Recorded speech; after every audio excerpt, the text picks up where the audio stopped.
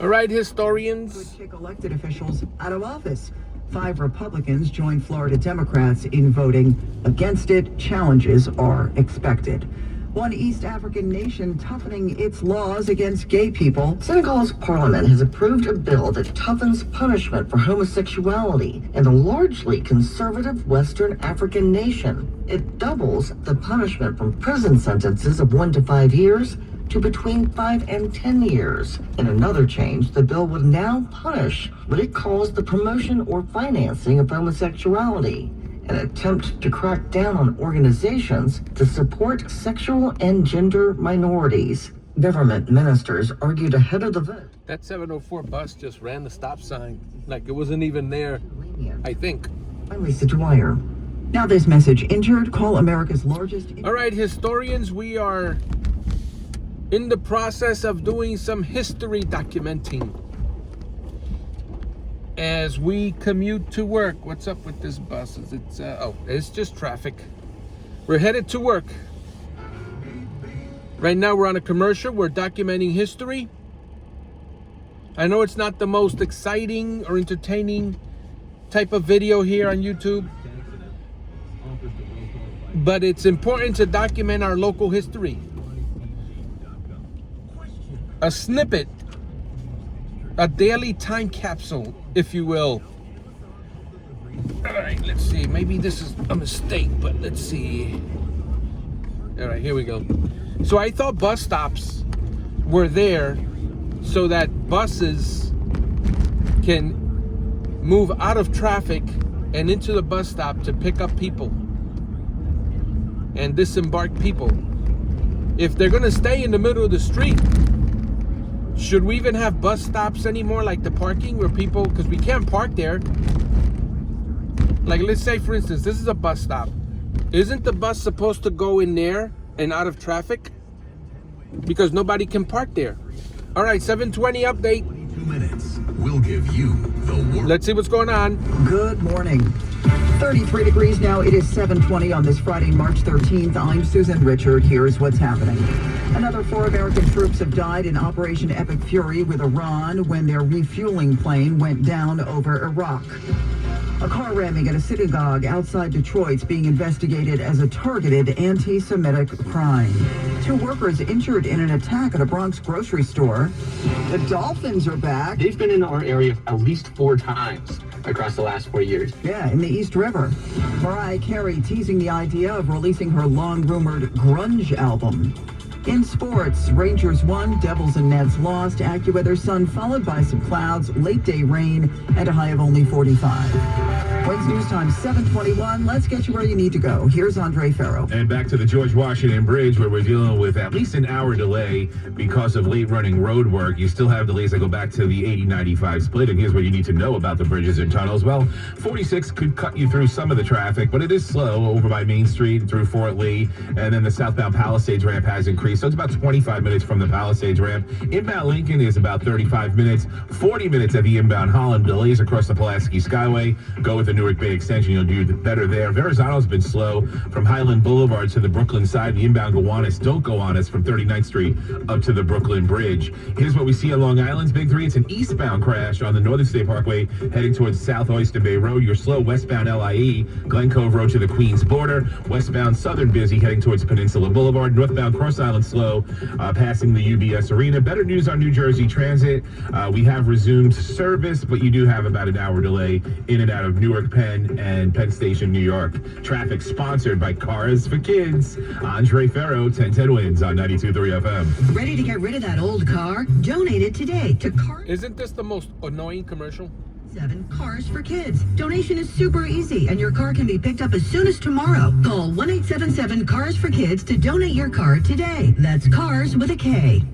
Let me clarify that. The commercial's not that, it's not terrible. It's that jingle. 1-877 Cars for Kids. Donate your car today. Iraq hits the Al Anbar province. The second has landed safely. This was not due to friendly fire or hostile fire. As correspondent Charlie D'Agata, exactly what happened is still not clear. We do know that the second plane landed in Israel. Iran's new supreme leader vowing to keep fighting. In fact, he threatened to open new fronts, as he put it, in the ongoing war with the U.S. and Israel, in addition to continuing to target oil-carrying vessels. They have attacked, I don't know, my count, 5-6 ships, essentially paralyzing the Strait of Hormuz. And they've done it at very low cost. They're using missiles that are not very expensive. They're fired from up to 100 miles inland, so you can't see them. They are not easy to detect. And that is proving to be the major part of the theater of this war. That's Matt Gutman. President Trump with more tough talk of his own. The president's new threat came in a late-night social media post, quote, "Watch what happens to these deranged scumbags today." Trump went on to write, "Their leaders have been wiped from the face of the earth. They've been killing innocent people all over the world for 47 years, and now I, as the 47th president of the United States of America, am killing them." And he added, "What a great honor it is to do so." Correspondent Michael Toscano, U.S. Treasury Secretary Scott Bessent telling Sky News the U.S. Navy would soon start escorting vessels through the Strait of Hormuz. In addition, the United States has lifted some sanctions against Russia, issuing a 30-day license for other nations to buy Russian oil that's already loaded onto tankers. That's for the next 30 days. The man dubbed one of the worst landlords in New York City is ordered to pay up. Mayor Mamdani announced a first-of-its-kind judgment against Seth Miller, the owner of 919 Prospect Avenue in the Bronx. In a city where we know that time is money, there has been an order that the owner pay $1,000 a day in penalties for violations dating back to April 21st, 2019, totaling more than $2.1 million so far. Problems in the building have included mold, rats, roaches, leaking radiators, and more. The mayor says the legal victory puts other bad landlords on notice. 2 grocery store workers in the Bronx injured in a dust-up with a group of girls. This was at the Key Food on White Plains Road, where one of the workers spoke to Pix 11. She says the group of 4 yelled at employees for not stepping in to defuse an earlier dispute. Then one of the girls allegedly slapped a security guard and charged at the workers, striking her too. The argument more or less was about him not saying excuse me and refusing to apologize for that mistake.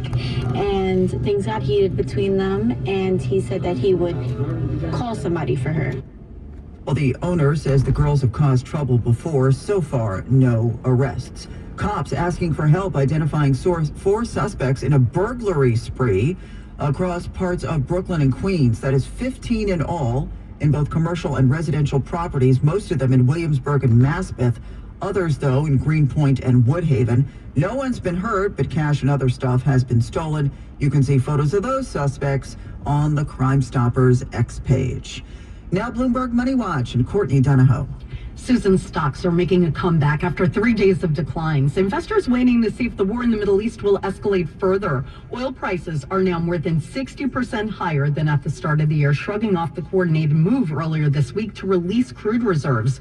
Stock futures are looking at gains. S&P futures, they're up 19 points. Dow futures rising 135.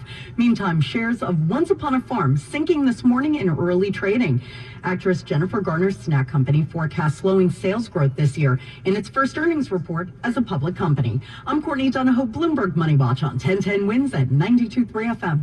1010 Wins. When I need it, it's there. They cover everything. I like the way to present it. 1010 Wins at 92.3 FM. Today's tax tip is brought to you by Anshin Accountants and Advisors with George Teixeira, partner and practice leader of Anshin's Finance.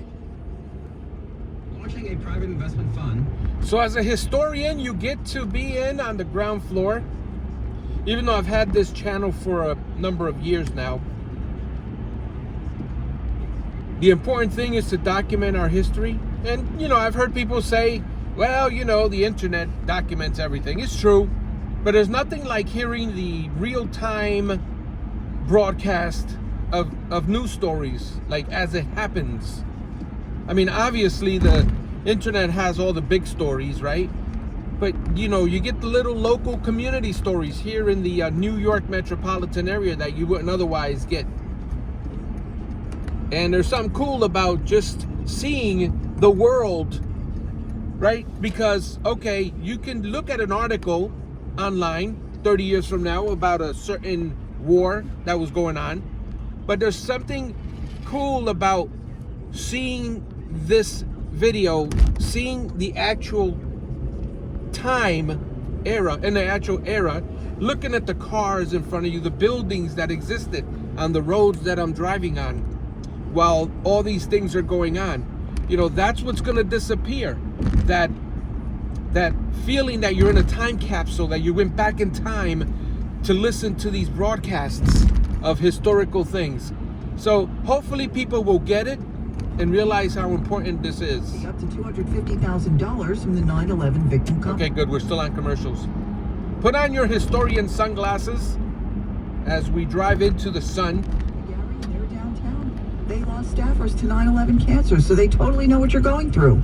They also know how to see if you're eligible, get you enrolled, and get you the compensation you may deserve. So contact them at 911awards.com, 911awards with an S.com. Deadlines apply. Act now. It is not too late. This is the story of the one. As a maintenance tech at a university, he knows ordering from multiple suppliers. So when you're a historian, you're kind of a time traveler, especially if you're watching this video in 2060. With fast, dependable delivery, he's stocked and ready for the next tip-off. Call 1-800-GRANGER, click Granger.com, or just stop by. Granger, for the ones who get it done. Hola, amigo. So we're 1 minute away from the 7:30 updates. For those of you that have watched these videos in the past, you guys know that once I get to Outwater Lane, I just cut off the video only because I want to concentrate. Outwater Lane gets really, really busy. So I want to be hyper focused on traffic. Sometimes kids run out into the street without looking, especially when we go past the school there. Visit Save. So I always want to be careful. The kids and the pedestrians are my priority, keeping them safe while I'm driving. 3%. The winds west-northwest at 8. Sunshine followed by clouds today. AccuWeather says the high only 45 and maybe a shower or two later on. Here we go, 7:30 updates. A very good Friday morning. I'm Scott Stanford. Officials in Michigan say the guy who rammed his vehicle into a synagogue in West Bloomfield was a naturalized citizen from Lebanon. Aman Mohammed Ghazali was shot and killed by security officers after driving through a hallway at Temple, Israel. Nobody at the moment has been confirmed to be hurt. Oakland County Sheriff Mike Bouchard. Is there any security at this temple, as you mentioned? Yes, it was. And they engaged the threat. Early on, smoke could be seen billowing from the scene at Temple Israel in West Bloomfield Township. It's one of the largest synagogues in the U.S. Authorities say the attacker drove through a set of doors and into a hallway. Then the vehicle caught fire. Deputies were able to clear the building, and parents sprinted to get their children from an early childhood learning center inside. Michigan Governor Gretchen Whitmer calls the attack heartbreaking. The Jewish Federation of Detroit advised local organizations to go into temporary lockdown, which has since been lifted. I'm Jennifer King. Wins News Time, 7:31. It is Friday the 13th, March 13th. Andre Ferro, I know we got some luck out on those roads, no? Not really. I mean, Jason is at the George Washington Bridge right now. If you're traveling upper level inbound, you have to at least go back to the 80-95 split. It's still at least an hour. I mean, maybe it's like 55 minutes, but it's an hour. And you're dealing with delays across the span. Right up to the Bronx side, it gets slow again, even slower approaching Webster Avenue on the eastbound cross Bronx. So you're going to need some time. All right, guys, thank you so much for joining me on my morning commute here as we document a snippet of today's broadcast. Remember, this video is a sort of time machine where you're seeing the actual broadcasts of the local news while you're also watching what's going on around you here with these vehicles, with these buildings. Depending on what year you're watching this, if it's 50 years from now, 30 years from now, you're getting to see everything in real time, almost as if you stepped into my car in the year 2026. All right, guys, thank you so much for watching, historians, and we'll see you on the next video.